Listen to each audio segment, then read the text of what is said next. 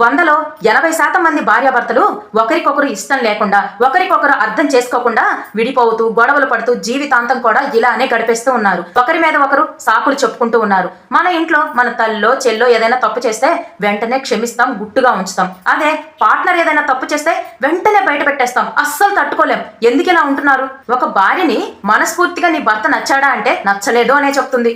అలాగే ఒక భర్తను నీ భార్య నచ్చుతుందా అంటే నచ్చలేదనే చెప్తున్నారు. అందరూ కాదండి, కానీ ఎక్కువ శాతం ఇలానే ఉన్నారు. భార్యాభర్తలు బాగోలేదు అని చెప్పడానికి కేవలం విడాకులు మాత్రమే కాదండి, ఒకే ఇంట్లో ఉంటూ కూడా ఒకరి మనసుల్లో ఒకరు ఉండటం లేదు. దీనికి 7 కారణాలు చెప్తాను, జాగ్రత్తగా వినండి. అందులో నెంబర్ 1, వీళ్ళిద్దరి మధ్య సంభాషణ ఆగిపోవటం. అంటే ఎవరి పనుల్లో వాళ్ళు పడిపోయి ఒకరితో ఒకరు మాట్లాడుకోవటం తగ్గించడం. అలాగే నెంబర్ 2, ఒకరినొకరు పొగుడుకోకపోవటం, ప్రశంసలు ఇచ్చుకోకపోవటం. ఎవరైనా ఒక పని చేసినప్పుడు వావ్ సూపర్ గా చేసావు, లేదా చాలా బాగుంది, ఈ రోజు చాలా బాగున్నావు, లేదా ఈ రోజు మంచిగా కూర చేసావు, చిన్న చిన్న కామెంట్స్ కూడా మీ లైఫ్ లో ప్రేమను పెంచుతాయి. నెంబర్ 3, ప్రతి ఒక్క దానిలో కూడా ఈగోలండి. సమానత్వాలు తెగిపోయాయి. ఎప్పుడు చూసినా కూడా ఒకరికొకరు ఈగోలతోనే సగం జీవితాలు నాశనం చేసుకుంటూ ఉన్నారు. నెంబర్ 4, మొబైల్ ఫోన్ అండి. ఈ మొబైల్ ఫోన్ వచ్చిన తర్వాత మనుషుల్లో ఒకరికొకరికి ఎంత దూరం ఏర్పడిందో ప్రతి ఒక్కరికి తెలిసిందే. ఇన్స్టాగ్రామ్, యూట్యూబ్ కి ఇచ్చే టైం కూడా భార్యాభర్తలు ఒకరి కోసం ఒకరు ఇచ్చుకోవటం లేదు. నెంబర్ 5, అవాస్తవాలు. అంటే ఒకరి మీద ఒకరు అనుమాన పడటం, ఎవరో చెప్పిన మాటలు విని వీళ్ళలో వీళ్ళు గొడవలు పెట్టుకోవటం, ఇలా ఒకరి మీద ఒకరికి నమ్మకం లేకపోవటం. వీటి వల్ల ఎన్నో గొడవలు, ఎన్నో సంసారాలు నాశనం అవుతున్నాయండి.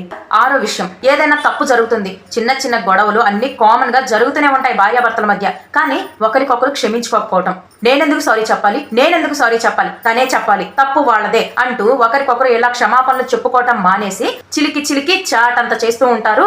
సంసారాన్ని నాశనం చేసుకుంటూ ఉంటారు. ఒక చిన్న సారీతో పోయేదాన్ని కూడా ఇలా సంసారాన్ని తగలబెట్టేలా చేసుకుంటూ ఉంటారు. నెంబర్ 7, ఇంకేముంది, అక్రమ సంబంధాలు. ఇంట్లో భార్యాభర్తలు ఇలా ప్రతి దానికి గొడవలు పెట్టేసుకుంటూ బయట ఆకర్షణలు ఎక్కువైపోయి ప్రతి ఒక్కళ్ళు ఈ తప్పు చేయటం చాలా కామన్ అయిపోయింది. ఇది ఒక సంసారాన్ని మాత్రమే కాదు, అవతల సంసారాలను కూడా నాశనం చేస్తుంది. పిల్లల్ని, కుటుంబాల పరువులు తీస్తుంది, గౌరవాలన్నీ పోగొడుతుంది, చివరకు మిమ్మల్ని చీకొట్టేలా చేస్తుంది. ఇన్ని తెలిసి కూడా ఈ చిన్న చిన్న తప్పులు చేసుకుంటూ మీ సంసారంలో నిప్పులు పోసుకుంటూ ఉన్నారు. ఇవన్నీ చాలా చిన్న చిన్న తప్పులు. వీటిని కరెక్ట్ చేసుకుంటే భార్యాభర్తలు చాలా హ్యాపీగా ఉంటారు.